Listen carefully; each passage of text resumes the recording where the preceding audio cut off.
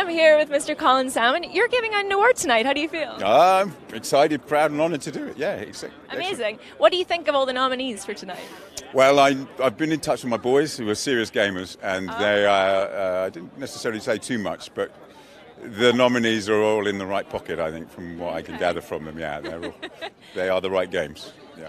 We'll see how it goes. Yeah. We'll see how it goes. So as a performer and an artist, obviously you know what BAFTA means to people and like what a great name it is to have. How do you think they're all feeling now as they walk up the red carpet? Well, I think this is really, really exciting for them because I know I was involved in really early doors, one of the first award ceremonies about 12, 13 years ago. So to see where it is now and what is exactly what we thought it would be, I think it's great that BAFTA's been open to encouraging and nurturing this talent, because it is the talent of the future, let's be honest, and they can move in and out of different areas like we do. I've just done Blood and Truth, which is a virtual reality game, and as an actor, that's 3 pages of dialogue, no cuts, no editing. You've got to get it right. Oh yeah, so there's it touches on all the different skill sets. Yeah. Well, the thing is as well, I feel like especially as a video game performer, it's changing all the time. It's evolving. Like I was talking to Christopher Judge, and he was saying it's all about nuance now, where it wasn't before. I mean, like what do you think it's like for the performers? I mean, have you performed? Have you motion captured for the game? Yeah, I've just literally done the new game's coming out May 28th actually, and.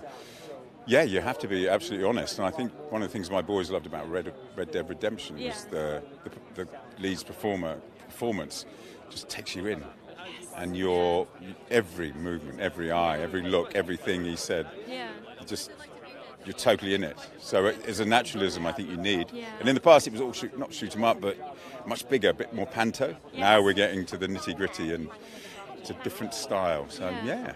That's exactly it. I think that it's specifically the tech that allows the performers to give a more authentic performance that actually allows games to mature in a lot of ways. You know, well, it's a bit like film. It's a bit like silent movies began. Everybody was either overly. You had to be overly expressive to get your message across. And obviously now, and I mean literally, the virtual reality is my face, so it's mocap. So every eyebrow that's raised, every shot is there, and it tells the story. You can tell somebody's lying by the look in their eye. I love you.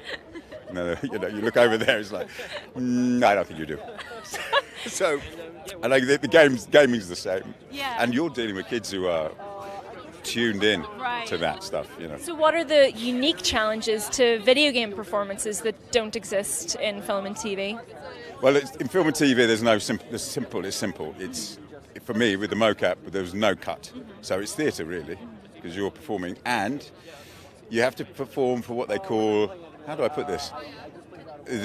Let's call him the bleep bleep player. So there's always the player who will reach across for your whatever it is you have in your hand, and you have to pull it away. So you have to do a take for that as well. Okay. So you're always performing for the tricky player. Trying to catch you just go, oi, back off. So you have to do a take for him too, or her.